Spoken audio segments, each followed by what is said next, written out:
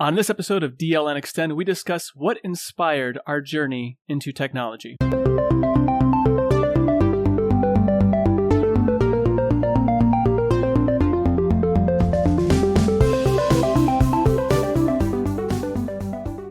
This episode of DLN Xtend is brought to you by DigitalOcean and Bitwarden.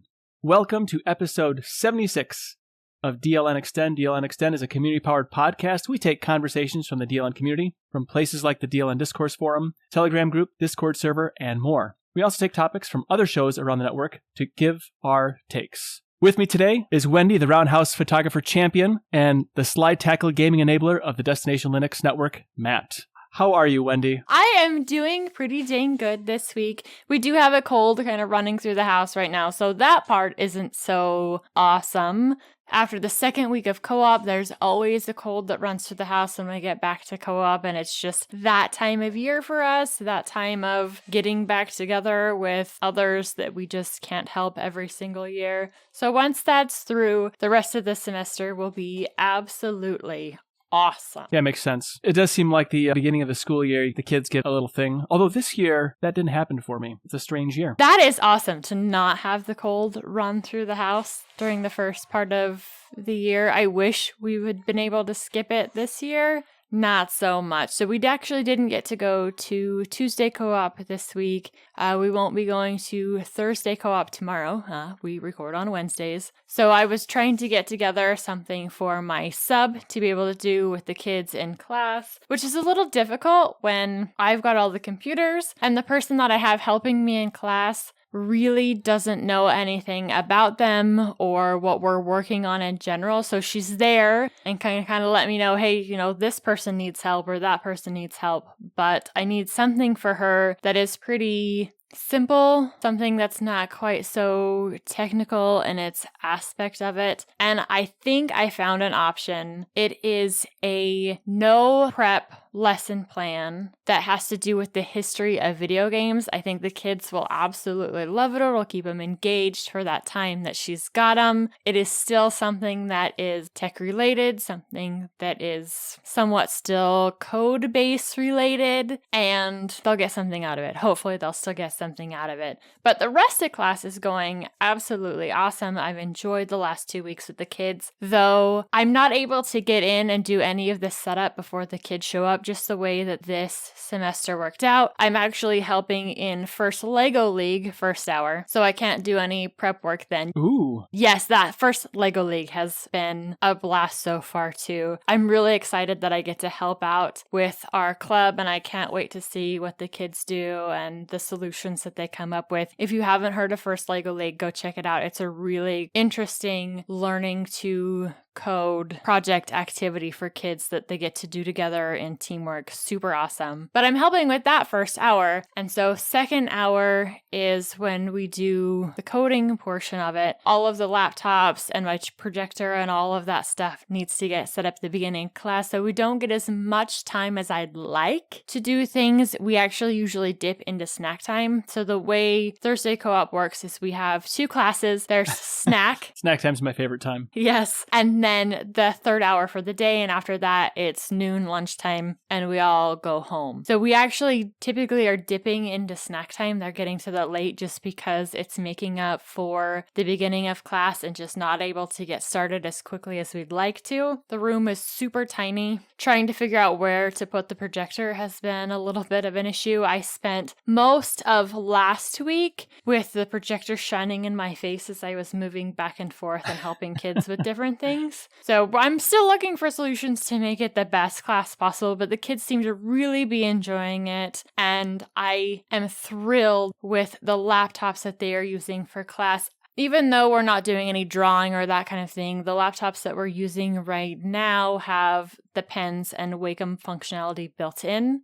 I can't teach a drawing class on tech. I would have to hand that over to my daughter, like, hey, I will supply the stuff and help be tech support, but my daughter would be the one to show them the applications and how they work and what they do, because that's not my forte. That's totally hers. But we may end up doing that together next semester, because I think there are some kids that would absolutely love that too. So that is an option on these. And I didn't think that the swivel on the screens would be super handy for our application, but where the room's small enough and the kids, I'm going in between two tables and checking things and stuff, they can just kind of swing their screen around so I can see what it looks like and help fix whatever issues they're having or give them suggestions from that. Instead of having to walk all the way around the table, I can just stay between the two and help them that way. So the swivels on the laptop screens have been absolutely fantastic. It's also a great opportunity for your daughter to get in front of people and to teach as well. And that's only going to set her up for success in the future, no matter what she does. Yeah, absolutely. And she is very shy and quiet, not much of an extrovert. And so her being able to get in front of people and do things like that is definitely going to help her in the long run, help push her to, you got to talk to people sometimes, girl. This is true. Yeah, that's a great opportunity. I always look for opportunities to get my kids to get out in front of people. My oldest doesn't really care for it at all. My daughter doesn't seem to mind. And the youngest doesn't want to at all either. But, you know, you got to work on them. And I think it's awesome your daughter will do that with you. That's awesome. She loves to draw. And so the art is what would bring her out because she'd be able to share a passion that she has and being able to do it on technology. She loves the old-fashioned pen and paper, paint and paper. But there's something different about the medium of using it on a drawing tablet, or in this case, a computer that turns into a drawing tablet that just adds one more tool in your base of being artistic. Are you done giving Ryan issues with your laptop there, Matt? I don't know what you're talking about. I would never give Ryan issues with a laptop. A giant workstation, yes, but never a laptop. I'm not going to make it easy for him. I mean, come on. I wouldn't expect anything less. True. I've been setting up the machine that Ryan sent back after he had upgraded the GPU. Getting it reset up because there was a certain issue with Gamer OS or Chimera OS, whatever it's called now, on my secondary drive. So I just nuked and paved, and I ended up installing Garuda Dragon Eyes Gaming Edition on it because it's got all the preload stuff that I don't have to deal with. Literally, it just goes from plasma into big picture mode, so it's really not all that different from what I was using it for. It's been an interesting experience. I do like the fact that having stress tested some of these games, they run really, really well now. I mean, they ran all right before, but now, like, I played Devil May Cry 4 Special Edition. It was running at like 180 frames a second. So compared to the 70 I was getting, it's improved dramatically. Well, that's excellent. That is super awesome. Anytime that you get something working better is always a victory, no matter what it is. I just know that a fix is sometimes more satisfying than actually getting something brand new. But that's just me. I guess you can see that in my pattern of my life, I suppose. I absolutely agree with that. There's nothing like taking something that worked but could be better and making it so much more efficient. Or in this case, making it that much better for gaming. So are you going to continue using this laptop for gaming? I know you were using it as kind of a media editing device before. Is it going to be both or just gaming now? This particular machine is pretty much just going to be what you could equate to an old school Steam machine. So the Steam console, call it whatever you want. I'm not talking about the Steam Deck, but like the actual first iteration Steam machine kind of mentality is kind of what I'm taking with this. So I hooked it up to a 24-inch monitor that had as a spare, and then close the lid, extend plasma over to the other monitor, call it good, and just go from there. Everything's controller based, so it's fine. It's going to stay as a typical Steam machine this time around, I think. Is it running Arch? Yes. Okay. Yes, because he's using Garuda. I'm using Garuda Linux, so. Oh, that's right. I will be on record for saying this. Thank you, Ryan. You're totally welcome for the pain in the butt job that was, by the way. You know, that's nice that, you got Ryan like that in your back pocket to fix your things at your whim. So that's pretty awesome. I mean, I'm sure it costs some money to ship it, but, He got paid for the shipping, so he has nothing to complain about, other than maybe the time it took him to actually do the work. And that is definitely what he was complaining about. More so all of the ribbon cables that were part of it. Well, like I said, do you think I'm stupid enough to try to do all that stuff? Heck no.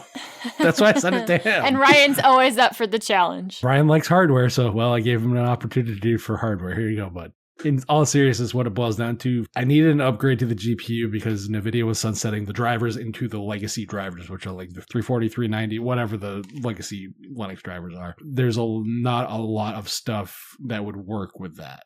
Luckily, this is an upgradable GPU, so I ended up looking at GPUs. Originally, I was looking at like a 980M, which go for like $300. I can't justify that cost. I went down to essentially a 960 or 965, which this is the quad Quadro card, it was like a $70 upgrade. Well, that's not bad. That price I can justify. The $300 one where basically you're paying for a third of a machine, I couldn't. This is probably the last upgrade I'll be able to do to this particular machine because the heating system can't really take anything higher than that. And the board itself, I don't think is going to take anything higher than probably whatever the equivocal Quadro cards are going to be other than the 980s. So that's just what it is. And I've gotten 4 years of life out of the system, so I can't really complain. And now you're basically just on borrowed time, so that's pretty awesome. Well, I got probably another year and a half of use out of the system from this one upgrade, so I'm fine with that. I mean, technically, I can use the system for as long as I want, but until it don't work. But I'm talking a full-on production machine or a Steam machine or,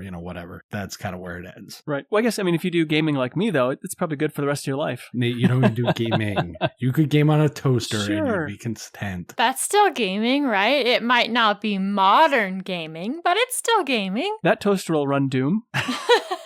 The first one. Right. The best one. So while I'm working on updating machines and stuff, Nate, you were busy updating things in the home area. So what have you been working on? Well, specifically, my Cubicle Labs got a load of updates this week. It didn't roll down from the OpenSUSE servers. I got my mini split air conditioner heat pump thing working. It's nice to have air conditioning now that summer has ended, so that's nice. I guess better late than never. We might have a few more warm days, but I'm also upgrading the electrical switches in the building, so I've been changing out the traditional mechanical click-click switch and putting in controllable switches. I'm using an Insteon system because I already had the parts from my previous home, and then I installed Home Assistant on a Raspberry Pi, and so I am adding automation to my building. It's a rather large building. Typically, the kids leave lights on or whatever, and I don't like paying more for electricity than I absolutely have to. And I have all this retro tech that I have to run, so better to put the electricity through the retro tech than just lighting up an empty room. I've been automating all the lights in the building so I can turn them on and off from my computer or mobile or whatever, old tablet, using Home Assistant. Home Assistant's pretty nice. It has a lot of plugins, a lot of features, a lot of things you can do with it. And I'm just kind of scratching the surface now. I just started building some scenes. So like when I do live streaming, I just click on a scene, all my lights will adjust to what I need for live streaming and so forth. So like my overhead lights that are fluorescent bulbs, which eventually will be LED, those are now controlled by the switch, by the computer. And then it's tied to a scene that when it's triggered, it will basically kill the overhead lights and just turn on the light I need for live streaming so it doesn't look weird, I guess. Or as weird, I should say. Yeah, it's been all about the updates to the physical building. And also today, the other project's going to be installing, for lack of a better term, it's like a weather strip to go under the garage doors because I'm getting water infiltration with all the rain we've been having. I don't really want to see water trailing into my drains in the main Bay Area, so I'm going to be fixing that today too. Yeah, it's all about the upgrades, make my labs more labby, I guess. So you're going from some really super awesome technical updates back down to some of the basic must-have non-technical updates. Yes, it's all about whatever little upgrades are necessary. I did the downspouts already, added to that. It helped the problem, but didn't really fix it, so I'll be glad when this phase is done as well.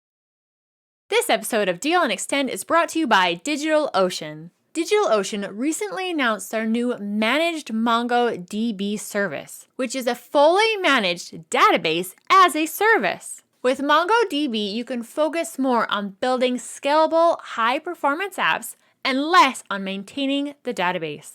Simply offload your MongoDB administration to DigitalOcean and let them handle the provisioning, managing, scaling, updates, backups, and security for your clusters. DigitalOcean built this service in partnership with MongoDB Inc., and together they have ensured that you will get access to all the latest releases of MongoDB document database as they become available. As a listener of DLN Xtend podcast and a member of the DLN community, you can get started for free. Actually, better than free because DigitalOcean is giving you a $100 credit when you go to do.co/DLN-Mongo. Again, go to do.co/DLN-MONGO and get started with your $100 free credit on DigitalOcean's new managed MongoDB. We want to thank DigitalOcean for sponsoring this episode of DLN Xtend. We all began our journey into tech from someplace. For me, it was at a very young age. I don't know where it was for you, Matt or Wendy, which is why we're having this conversation.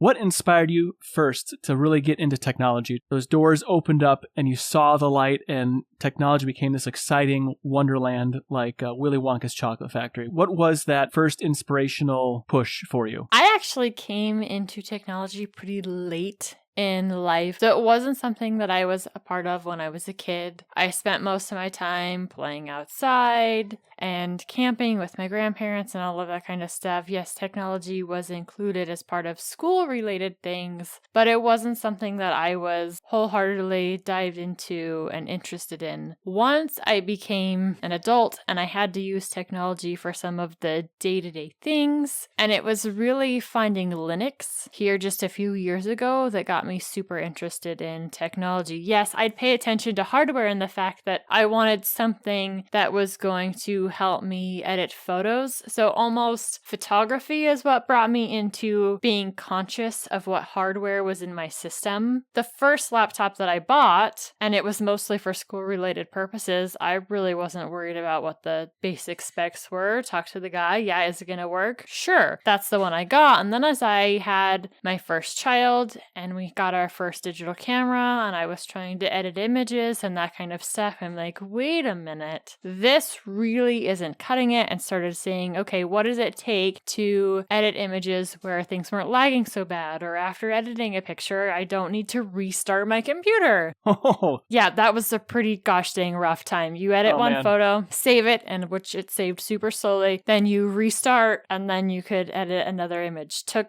forever, and definitely was one of those reasons that I need to figure out what goes into a computer and what can I afford to make it better. right. Then once I found Linux and I started looking at some of these other things, and I'd bought a computer just before I'd found Linux, and then I'd realized, oh man, I wish I would have spent more time and deep dived into it more, because building my computer would have been so much better between the hardware that I could put in it and the overall cost of the system. Right now, cost for parts isn't so great, but that's a different story. Back when I bought my last pre-built, it definitely was the case that I could have had a much better system for a lower cost had I built it myself. Then I started researching and diving into, okay, when I build my next computer, what am I going to need? And just kind of keeping up to date on some of the parts that were coming in and learning what their functions were and what the advantages were to different aspects of the different components. And then Linux finished opening up that door, because now not only did I have so much control of the software,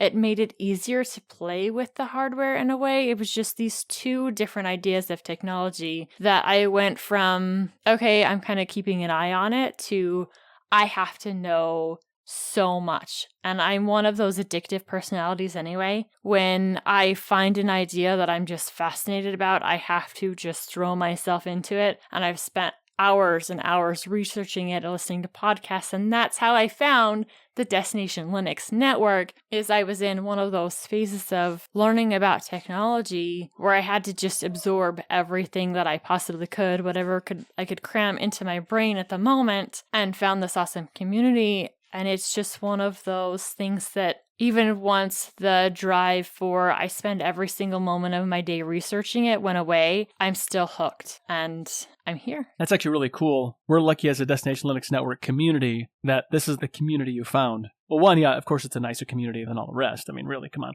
I think that it's neat that you came here and you decided to stick around. And I totally get where you're coming from. Like, when you start doing research on something, and then after that obsession about that thing left you, what remained within you was further drive to understand about the technology, about related bits even more. That's a really cool story. Thank you. Now, I know you said you started early in life. Matt, were you early or late? He's always late. Always late. No, I'm not Michael.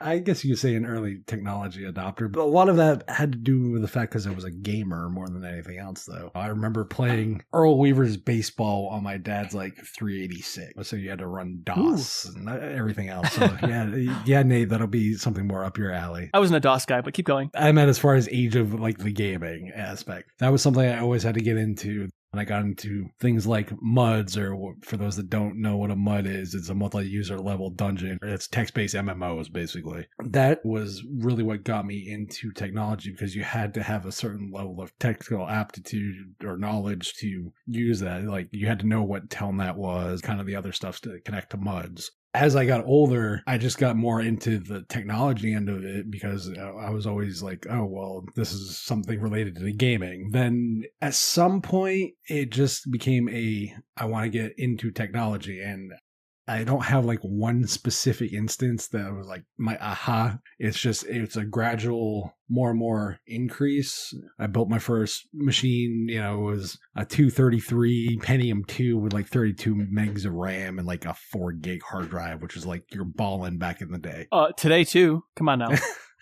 If you're running Windows 98, sure, or something around that time for similar OS. Yeah. That's really probably when it started. It was probably that first machine build that I did. And that was just using a system of a bunch of spare parts that were kicking around at the time. So you're probably talking maybe 2000, 2001 is like when it really kicked off for me. I had explored Linux and all the other stuff probably around 99. And then as I got older, technology became a bigger integrator into your life, with things like the internet and communication and different ways of conversation and stuff, AIM and IMs, people using Yahoo Messenger and all the other stuff. It just became more integrated. Then you got into BitTorrents and file sharing. And as everything kind of develops, I ended up kind of developing with it. So like my interest kind of just dove further and further into stuff. Not going to lie, because of that, you learn the ins and outs of Windows and you realize how much you dislike Windows. Oh, for sure. That was probably my biggest thing. It was just a gradual adoption of just kind of technology growing at a rapid pace in the times that I was, a kid, a teen, a young adult, and then, in your 20s, and then everything kind of blew up. And now I'm a tech guy as far as like just my general interest. So for me, that's probably when it really started. But the question is not about me. Nate, you, on the other hand, I'm not sure if I'd call you retro, modern, or retroly modern. I would consider myself just a tech enthusiast. I find all kinds of technology interesting. So it's not just computers, not just Linux, not just retro tech, but even more rudimentary technologies I find interesting as well. So I'm kind of a mix, an amalgamation of things. I kind of got into tech with the Commodore 64. No, not kind of. I actually got into tech with the Commodore 64 way back in my childhood, formative years. And I remember sitting beside my mother and she would typing in the load command to play this game, Fire Ant. And I still have played it actually with my kids, and they like the game. It's still actually a game that's fun and holds up today, I would say, if you're into the 8-bit games. That's really what kicked it off for me. And then it just kind of grew from there. I started getting things and taking them apart, mechanical things. I got in trouble as a child for taking apart the dishwasher because I wanted to see how those mechanical buttons, like you push one and the others would pop out. I wanted to see how that worked. My mother wasn't too happy about that. But instead of really like beating me down like some parents might, my father started bringing home basically garbage, electrical or whatever kind of garbage for me to take apart and see how it's put together. Now, stuff that was basically already broken. And so I just kept exploring and exploring. And then, I got into programming for a while, and then it moved on to doing design, like mechanical design work and all kinds of things. So, and then how I got into Linux was the platform that I really enjoyed at the time, Amiga, which, it's not really dead. It's just kind of in a witness protection program. Really neat multi-chip architecture thing so the CPU would push off tasks to like the GPU, or they called the video chip at the time, and the sound chip and everything else. At the time, I really felt like PCs were really underwhelming because either they had, beepy boopy sounds, or the video was the garbage CGA, and VGA was, not really a thing yet, or it was a thing, but not that exciting. So I got really interested in the Amiga. And then actually now really all the advantages the Amiga had in the 90s is really what we enjoy today with a dedicated graphics processor for all the video stuff that we enjoy, and dedicated sound chips and all the other little bits and bops that take care of things on the computer and so forth. Movies inspired me as well to like pursue it more. There's a movie called Sneakers, Robert Redford, so you'd probably like it, Wendy. A really neat movie about the dark web, I guess you could say at the time, the black hat hackers and such of like the early 90s. War games that also further inspired my love for technology. And then you have Star Trek. In fact, actually, interestingly enough, the reason I wanted to learn to touch type was watching Data on Star Trek, like how he would interact with the computer so quick. I'm like, I want to be able to interact with my computer quickly. That's actually why I learned to touch type. I was so motivated because of that television show. Do you touch type quickly? Oh yeah, I'm probably like between 30 to 50 words per minute, depending on the complexity of the word and how tired I am. Nice. So going from like my Commodore 64 Imposter to my laptop is a little bit different because of how some of the key arrangements are. So like I fumble a little bit when I transition initially, but I'm pretty quick, yeah. I like to take all my notes if I'm learning something on the computer because I can take a lot of notes a lot quicker. I'll usually have paper too because I like to draw things out as well, because I think it'd be really weird if you set up with like a graphics tablet and a multi-screen when you go to a conference or whatever to learn. That might look a little weird. But anyway, all these little things, like further inspired my desire for tech. And then I got involved, more with Linux, OpenSUSE about 10 years ago. When I discovered podcasts, I tried to swim with other communities that were out there. And some were okay. And some were, okay. And it was actually the Destination Linux community. It was before the network. I really started to interact with people around the world, actually interact and get to know people, not just by screen name and forum posts, but actually have real fun. So I would say I'm having more fun with technology today, because of this journey and getting to know Matt and Wendy and Michael and the Ryans and the Noahs of the world. It's a continual roll of excitement at this point. I've been able to meet some really neat people across the world, we know Zeb and then also Yannick because of the Destination Linux Network. And it just continues to roll, and my enthusiasm just builds more and more. I see where can I start to wedge technology into to make my life more convenient in other ways. Why I started automating my building out here, hopefully to improve my electric bill a little bit because it was kind of on the high side last time. So it all started from a Commodore 64 back in 1984 or something like that, maybe 85. And I've pretty much been hooked ever since. I absolutely love the fact that your parents supported you in wanting to take and tear things apart and how that has affected the rest of your drive in technology. It's one of the things that we've done here around the house is my son also likes to take things apart. My husband used to take things apart all the time. Sometimes forcefully. Yes, sometimes forcefully. But he now has a living fixing things. Now it's not the technology that we like to play with, but working on loaders and all kinds of different ag equipment. That's what he's working on every day. And that started with being able to take things apart and put them back together from a really young age. My son loves to take different technology apart. And one of the things we like to do is go to one of the secondhand stores where stuff has been donated. So the parts or things are pretty cheap and he can pick out some things, keyboards, hair dryers, all kinds of stuff. Oh, yeah. And he can tear them apart and put it back together. And if they work in the end, great. And if they don't, I really don't care because they were bought for the purpose of him to tear apart. That's actually really cool that you do that. Makes me think that I should probably do more stuff like that with my kids. Go to a local thrift store and see if they have any broken things to tear apart. I have plenty right now, so that's not a big issue. But that's a really great idea to fuel that inspiration of technology. Yes, and it saves the stuff that I don't want tore apart because he's got his own things that can be that I'm not worried about. It's awesome to encourage people to kind of explore things that they're interested in. So like in Nate's case, instead of being shunned for kind of having that interest in technology, it was encouraged. Or like you mentioned, Wendy, encouraging your kids to kind of explore their area of interest and that kind of stuff and not really limiting them, I think is really cool because far too often, at least I've seen, is that people try to pigeonhole other people's interests and it does the people no good to kind of pigeonhole your family members or anybody like that. So I think it's always encouraging that people kind of embrace their interests, be it technology or whatever part of nerd or geek culture you want to be a part of, cars, etc. I think that's not encouraged enough. And I really do think that it's awesome that you're doing that with your kids and stuff. Props to you on that one. The only thing my kids would be pigeonholed into, and I'm so glad that we all like it, is outdoor stuff. If we had a kid that liked to just sit inside all the time, they would not be really happy with the rest of our family because we do spend so many hours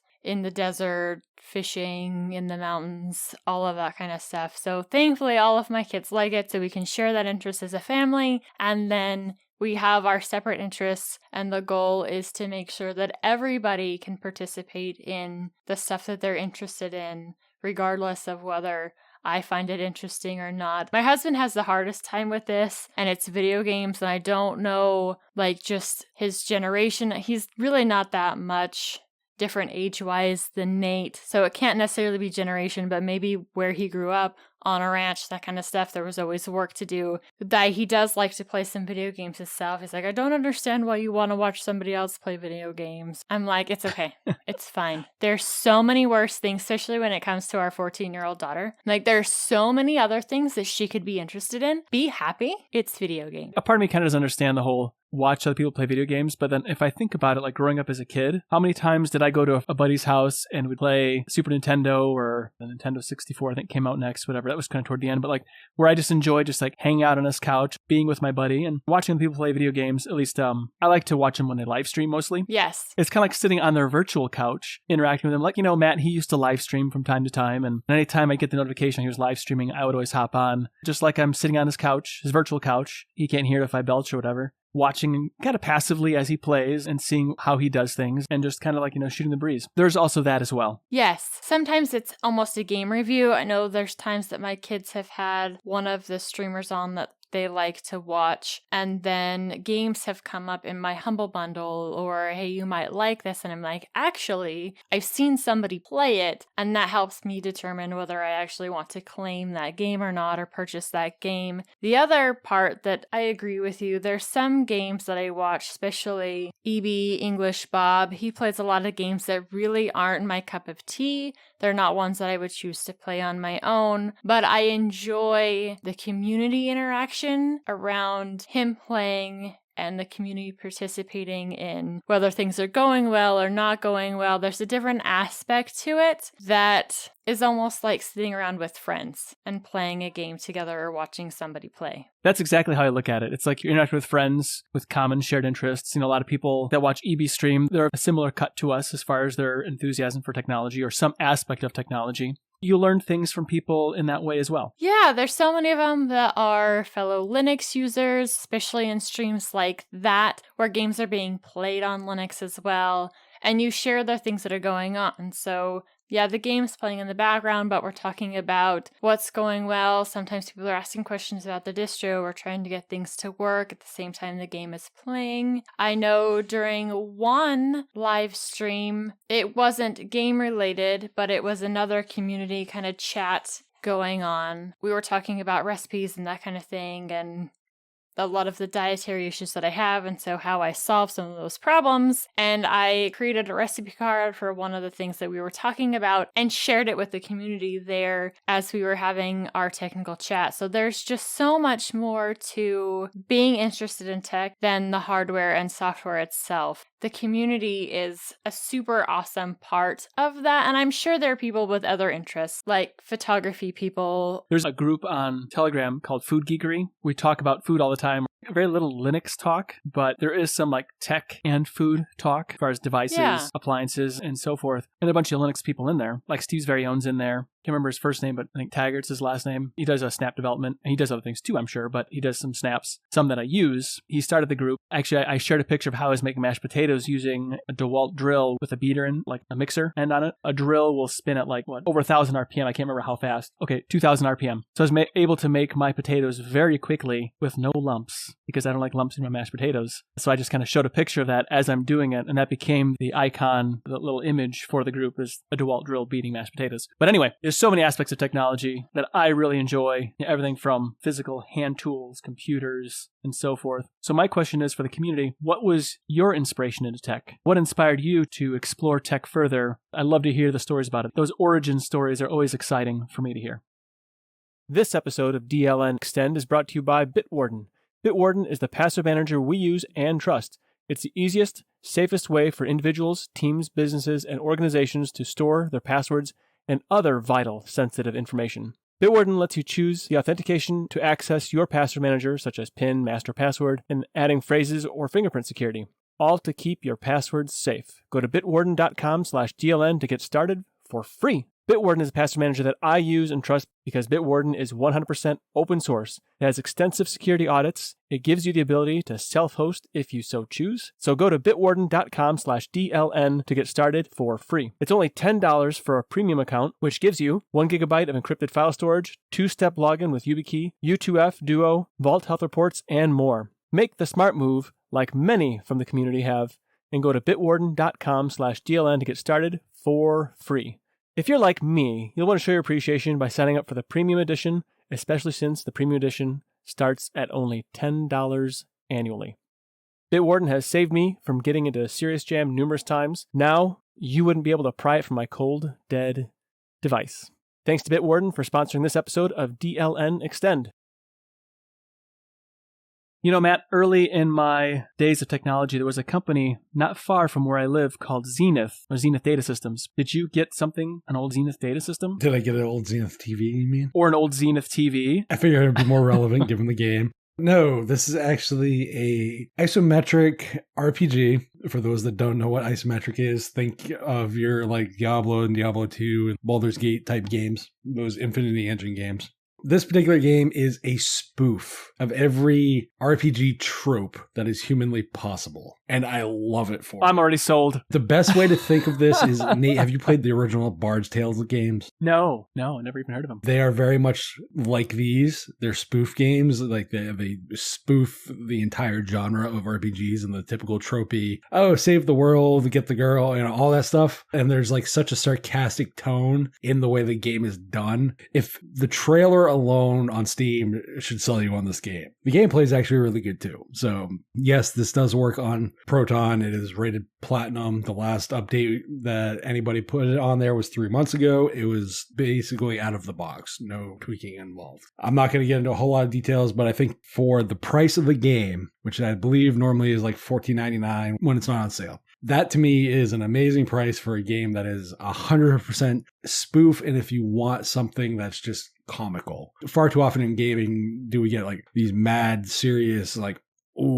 serious storylines and stuff. And sometimes you just need something to laugh at. These type of games are ones I've always liked highlighting because they're just that rare to find. Well, thanks a lot for your enablement. I've already purchased the game. It was $5.55 after tax. And so now I'll download it once my internet comes back to normal. This is one of those games that Matt had mentioned to me before, and it's not my normal kind of gameplay. It's not a game I'd typically buy, but I've been considering this one, especially where it's on sale, just based on the trailer alone. I am a fan of comedies, especially a lot of the raunchy comedies. And while this game I wouldn't necessarily classify as a raunchy comedy, I love the comedic aspects of it. The fact that they're making fun of video games, they're making fun of themselves. That really pulls me into things like this, even if it's not my normal kind of gameplay. Yeah, I want to build up my library of Steam games because I think we talked, I had 20 or something like that. Because I have a Steam Deck on the way, this seems like a really great way. If I'm out and about or whatever, I have to go someplace by obligation and I can pull out the Steam Deck. And this looks like one of those games that I could get immersed into.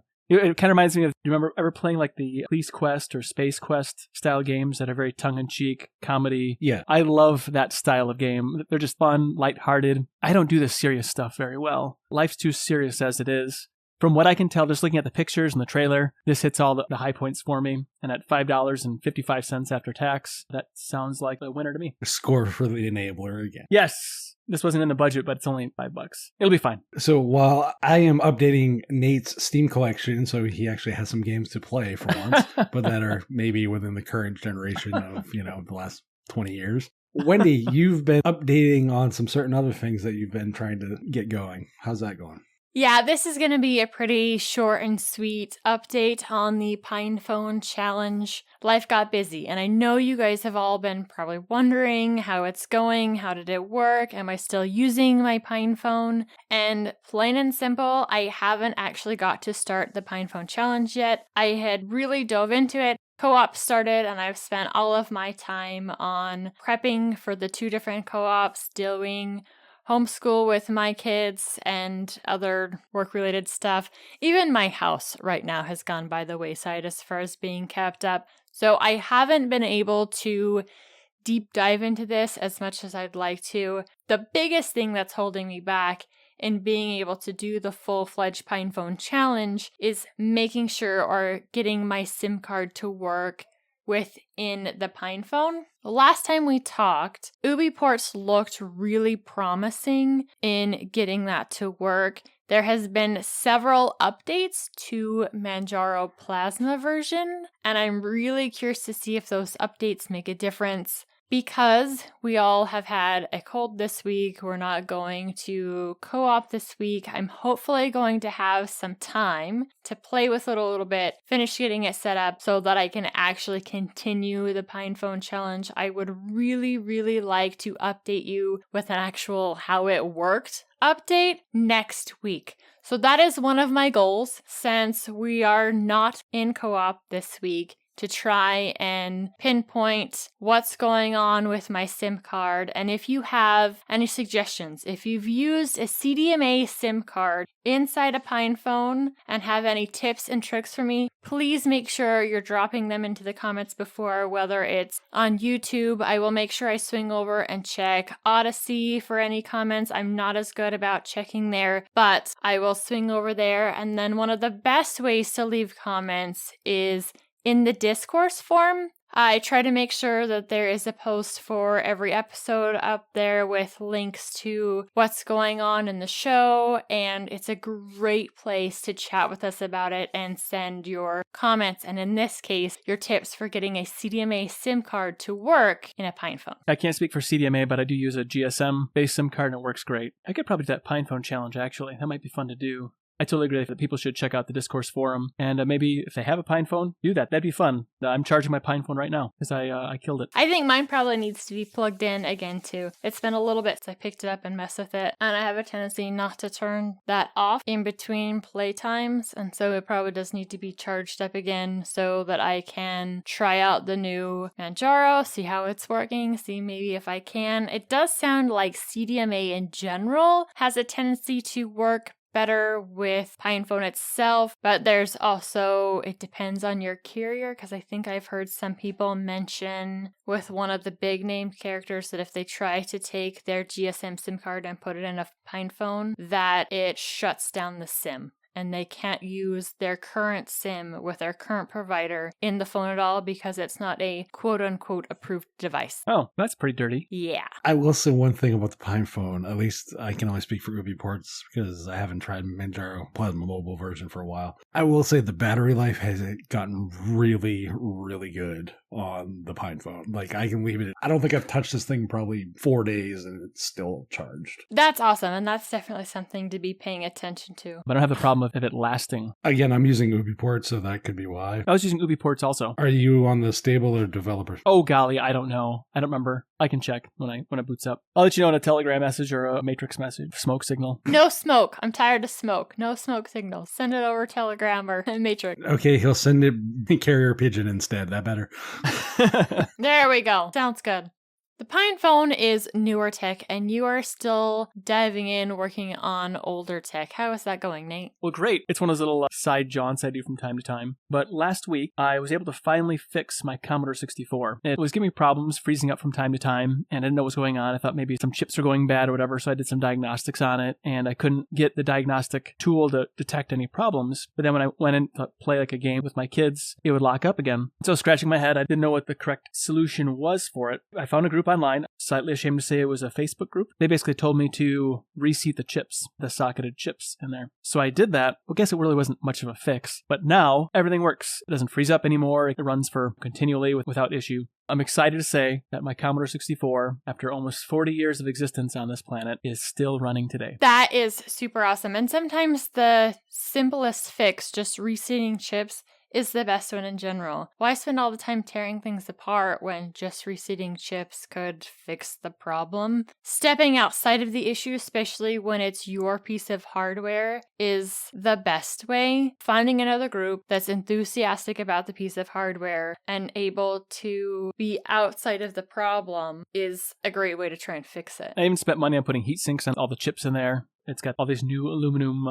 like a matrix of points, a heatsink. Yeah. Which makes them run a little cooler and also will extend the life of the aging hardware. So that's also exciting. But that was part of the bunny trail I was going down trying to fix the problem. Just some crusty sockets and now it's good to go. Awesome. Glad you got it working again. It's good to see I'm not the only one trying to keep vintage tech or older tech relevant. I just do it in a different way than Nate, apparently. Yes. My vintage tech isn't quite as capable as your vintage tech. We'd like to continue this discussion with you on Telegram and Discourse, Mumble, or Discord. Visit the DLN website for information on how to connect to the social channels in all of our shows and creators at Destination Linux Network. If you'd like to hang out with us on our preferred social media, see the links at the bottom of the show description or drop us a message on the contact forum by visiting dlnxtend.com/contact. Be sure to check out DLN Merch Store and grab yourself some awesome DLN Xtend swag, along with our other shows from across the network. As always, we thank you for joining us. We'll be back next week with another awesome episode of DLN Xtend. Until then, have a great week, everyone.